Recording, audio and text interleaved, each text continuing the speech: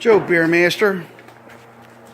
We've got another car, it's a Dodge Avenger that was repaired at an insurance company recommended auto body shop.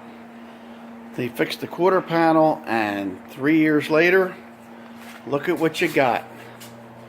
The paint is dead. They didn't put enough clear on it.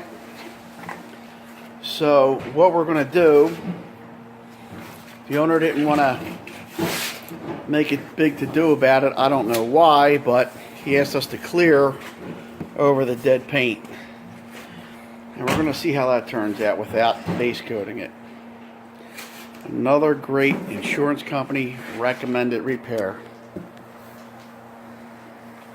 So there it is. We put some clear coat right on the base coat. Looks pretty good for a cheap repair. This needs to be waxed up a little bit. So that goes to show you what happens when you take your car to a recommended body shop. You never know what you're going to get. Always choose your own body shop.